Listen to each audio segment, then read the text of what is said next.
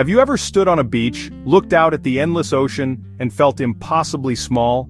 Now imagine that every single grain of sand on that beach, on every beach on Earth, represents a star. And even that vast number doesn't begin to capture the sheer scale of what's out there. The universe is not just bigger than we imagine, it is bigger than we can imagine. We live our lives on a tiny, fragile world, a pale blue dot suspended in a sunbeam, as Carl Sagan so beautifully put it. Our entire existence, all of human history, has played out on this one small stage in a vast cosmic arena. To truly appreciate our place, we must begin a journey outwards, a journey of perspective. Our journey starts right here on Earth. It feels enormous to us, doesn't it? We can spend a lifetime exploring its mountains, oceans, and cities and never see it all. If you could travel at the speed of a commercial airliner, it would take you nearly 3 weeks just to circle the globe once. This world, which contains everything we have ever known and loved, is the first step on a ladder of unimaginable scale. From our terrestrial viewpoint, the moon seems a distant neighbor, a silent cratered companion on our journey through space. It took the Apollo astronauts 3 days to travel there, a monumental achievement for humanity. But this distance, about 384,000 kilometers, is merely a single step on our cosmic voyage. The sun, the star that gives us life, is about 400 times farther away than the moon. Light itself, the fastest thing in the universe, takes a full 8 minutes to travel from its fiery surface to our eyes. When you look at the sun, though you should never do so directly, you are not seeing it as it is, but as it was 8 minutes ago. This time delay is a fundamental concept in understanding cosmic distances. We are always looking into the past. The farther we look, the deeper into history we see. From here, the true scale of our solar system begins to unfold. Let's expand our perspective beyond the Earth and Moon. Our solar system is a vast and mostly empty place, governed by the immense gravity of the Sun. To cross it is a task of epic proportions.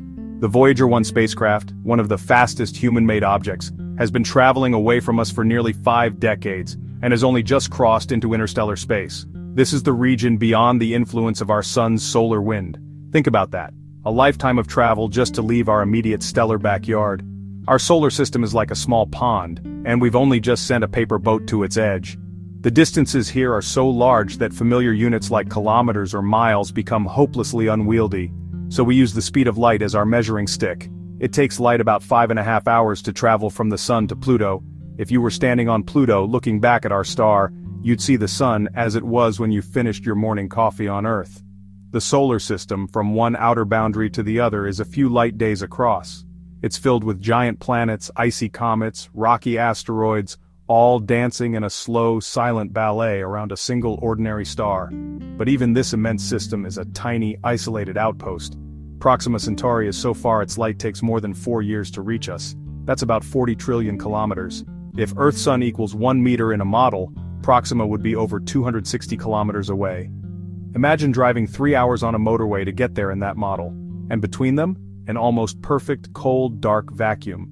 This emptiness defines the universe. Space is not just big, it's profoundly empty. The matter that makes up stars, planets, and ourselves is incredibly rare. The vast majority of the cosmos is the void between the stars. It is in this immense and silent darkness that our own solar system drifts, a tiny glowing ember in an endless night. Now let us take another giant leap outwards. Our Sun and its nearest neighbors are not scattered randomly through space. They are all part of a much grander structure, a magnificent swirling city of stars we call the Milky Way galaxy. Our solar system is located in one of its spiral arms about 2/3 of the way out from the galactic center. From our position, we see the galaxy as a faint, milky band of light stretching across the night sky, the combined glow of billions of distant, unresolved stars. It's like looking at a city from a distant hill, unable to pick out individual streetlights but seeing their collective haze. The Milky Way is a truly colossal structure. It is a barred spiral galaxy, a vast, rotating disk of stars, of gas and dust. It is estimated to be about 100,000 light-years across. Even if you could travel at the speed of light, it would take you 100,000 years to go from one edge to the other. Our species, Homo sapiens, has only been around for about 300,000 years. In the time it would take just to cross our own galaxy, Our species could have evolved from its earliest beginnings 3 times over. How many stars are in this city of ours? The estimates vary, but a commonly accepted figure is somewhere between 100 and 400 billion. For every person who has ever lived on Earth, there are at least 10 stars in our galaxy alone. And around many of those stars we are now discovering are planets. Our galaxy is likely teeming with trillions of worlds, rocky planets, gas giants, ice worlds, and perhaps, just perhaps, other pale blue dots. At the heart of our galaxy, 27,000 light-years away from us, lies a monster. A supermassive black hole named Sagittarius A lurks in the galactic center. Its mass is equivalent to 4 million suns, all crushed into a point of infinite density. Its gravitational pull is so immense that it orchestrates the orbits of the stars closest to the core, swinging them around at incredible speeds. This invisible giant is the anchor of our stellar city. As vast as our Milky Way galaxy is, it is not alone. It's just one island of stars in a truly immense cosmic ocean. If we pull our perspective back even further, we begin to see other islands, other galaxies, scattered across the darkness. The closest major galaxy to our own is Andromeda, a beautiful spiral galaxy that's a bit larger than the Milky Way. It's visible to the naked eye as a faint, fuzzy patch of light in the autumn sky. That faint smudge is the most distant object you can see without a telescope, and, well, it is 2.5 million light-years away. When you look at the Andromeda galaxy, the light hitting your eyes began its journey 2.5 million years ago. At that time, our earliest human ancestors of the genus Homo were just beginning to walk the Earth. The light from Andromeda carries a picture of that galaxy as it was in a deep prehistoric past. And there's a remarkable fact about our relationship with Andromeda: it is moving towards us. In about 4.5 billion years, our two galaxies will collide and merge, a cosmic dance on a scale that is almost impossible to comprehend, resulting in a single, giant elliptical galaxy. The Milky Way and Andromeda are the two largest members of a small cluster of galaxies we call the Local Group. This group contains over 50 galaxies, most of them small dwarf galaxies, all bound together by gravity. The Local Group itself is about 10 million light-years in diameter. It's our galactic neighborhood, a small collection of star islands clustered together in one corner of the universe. But this is still just our local address. The true picture of the universe's structure is grander still, revealing a web of unimaginable proportions. As we zoom out further, we see that galaxy groups like our own are not distributed randomly. They are arranged in enormous chains and sheets called superclusters, separated by vast, empty regions called voids. Our Local Group is just a tiny part of the Laniakea supercluster, a colossal structure that contains 100,000 galaxies and stretches over 520 million light-years. It is a filament in a vast cosmic web, the largest known structure in the universe.